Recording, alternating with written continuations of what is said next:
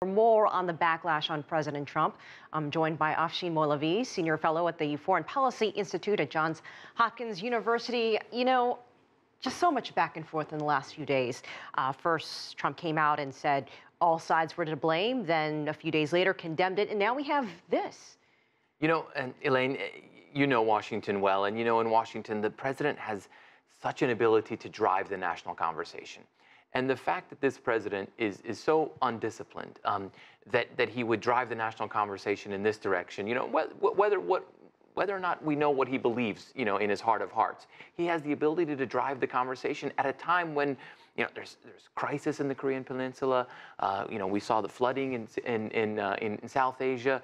We're entering the age of the fourth industrial revolution, artificial intelligence, automation. I mean, we're living in a very important transitional moment in human history, and the president is busy tweeting. So one of the things that I often recall is that Jeb Bush, remember when he was running against the president in the Republican primary, he said President Trump, then candidate Trump, is the chaos candidate, and he's going to be the chaos president. And that's what we're seeing.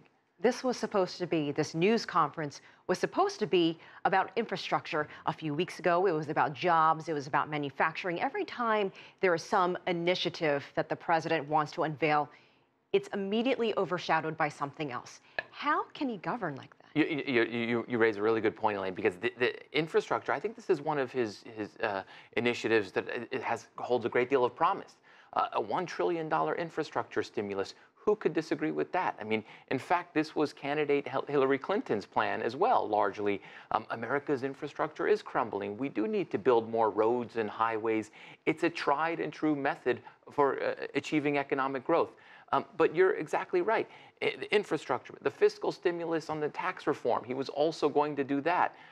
But when the oxygen, is all around, what the president tweeted, what the president said, and I think ultimately when this president's history will be written, chaos will be written all over it. Lack of discipline will be written all over it. At a time when he had a real chance. He had a real chance to turn things around, and he was unable to do it. Infrastructure was supposed to be, or is supposed to be, a very bipartisan. This was going to be a win in his column. How do you think these latest remarks and just all of these remarks coming from Trump play out when you have so many crises, as you mentioned? How are these leaders around the world supposed to view and deal with him going forward on everything else that's going on in the world? Yeah, we have something very interesting going on, Elaine, where you have leaders around the world asking Defense Secretary, Mattis, and Secretary of State Tillerson, what are we to make of this? What are we to make of your president? There was a time when the president's words really mattered and carried a great deal of weight.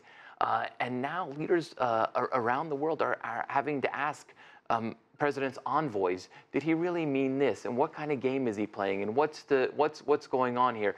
So I think that this chaos presidency in the United States is also creating chaos in world capitals where people don't really know where the president stands. Right. How do you deal with China trade? How do you deal with NAFTA that is on the agenda this week and everything else? What needs to happen to tone down the rhetoric in this country, in the United States, regarding racism? This is a really important question because I think, we are where we are, and I think there's a lot of questions about racism and America's history with slavery that have been kind of swept under the rug. And we need to continually have this conversation. And it needs to be a national conversation that goes on and on and on. And I think it's going to be with us for a long time. Having said that, the president is not just the commander-in-chief. He or she, maybe someday, is also the symbol-in-chief. And it's very important, as I said earlier in this conversation, for the president to drive the conversation towards healing, not to drive the conversation towards division.